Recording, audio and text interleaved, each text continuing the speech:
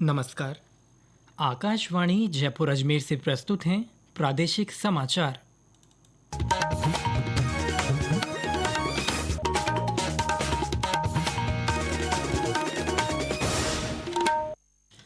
समाचारों के साथ मैं सिद्धार्थ जैन।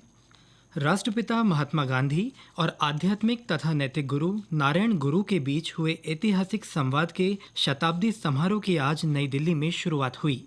विज्ञान भवन में आयोजित इस समारोह का प्रधानमंत्री नरेंद्र मोदी ने शुभारंभ किया।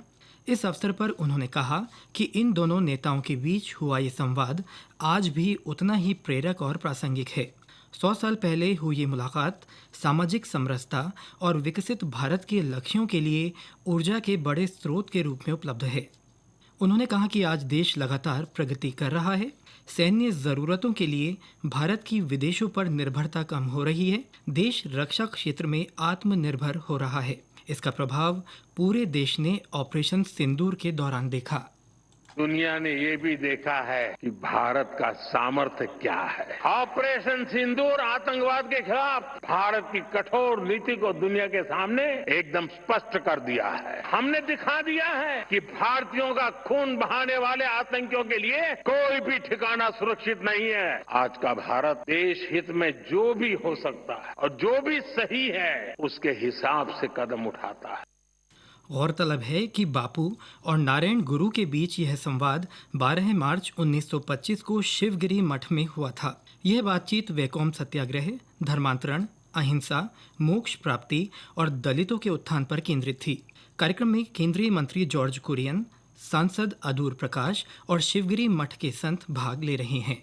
पश्चिम एशिया में संघर्ष प्रभावित क्षेत्रों में बढ़ते तनाव के बाद शुरू किए गए ऑपरेशन सिंधु के तहत अब तक ईरान से 2292 भारतीय नागरिकों को स्वदेश लाया जा चुका है। विदेश मंत्रालय की प्रवक्ता रणधीर जायसवाल ने बताया कि आज तड़के ईरान के मशहद से 292 भारतीय नागरिक विशेष विमान से नई दिल्ली पहुंचे। वायुसेना ने भारतीय नागरिकों और मित्र देशों के नागरिकों को निकालने के लिए जॉर्डन और मिस्र से भी मिशन शुरू किए हैं। ऑपरेशन सिंधु के अंतर्गत वायु के C-17 विमान ने इजराइल से 165 भारतीय नागरिकों को निकाला। यह विमान आज सवेरे अम्मान से नई दिल्ली पहुंचा। भारत श्रीलंका जैसे मित्र देशों को भी उनके नागरिकों को निकालने में सहायता कर रहा है। प्रदेश में आज से पंडित दीनदयाल उपाध्याय अंत्योदय संबल पखवाड़ा शुरू हो रहा है। 9 जुलाई तक चलने वाले इस पखवाड़े के तहत गरीबी मुक्त गांव योजना के पहले चरण में 5000 गांवों में BPL परिवारों को गरीबी से ऊपर लाया जाएगा। इस दौरान गरीब कल्याण की योजनाओं को जन जन तक पहुंचाया जाएगा। पखवाड़े के तहत हर तहसील में रोजाना 2 से 3 शिविर लगाए जाएंगे। शिविरों में विभिन्न लंबित मामलों का निस्तारण और योजनाओं का लाभ लोगों को दिया जाएगा। पंडित दीनदयाल उपाध्याय गरीबी मुक्त गांव योजना में BPL परिवारों को विभिन्न योजनाओं से जोड़ने के लिए आवेदन किए जाएंगे। स्वामित्व पट्टे बनाकर उनका वितरण किया जाएगा। लंबित नल कनेक्शन जारी करने, लीकेज की मरम्मत और जल दबाव की जांच करने और नहरों के पटरों की सफाई के काम किए जाएंगे। मिट्टी के नमूनों की जांच कर मृदा स्वास्थ्य कार्ड दिए जाएंगे। मंगला पशु बीमा में रजिस्टर्ड पशुओं का हेल्थ सर्टिफिकेट और पॉलिसी जनरेट करना, पशुओं की जांच, इलाज और टीकाकरण के काम भी शामिल हैं। संविधान हत्या दिवस कल मनाया जाएगा। यह दिन 25 जून 1975 को भारत के संविधान को कुचलने की घटनाओं की याद दिलाता है। इस दिवस पर उन सभी लोगों को श्रद्धांजलि दी जाती है जिन्होंने आपातकाल की ज्यादतियों के कारण कष्ट झेले। यह भारतीय इतिहास का सबसे काला समय था। इस दिन उन सभी लोगों के योगदान को भी याद किया जाता है जिन्होंने आपातकाल के अमानवीय दर्द को सहन किया था।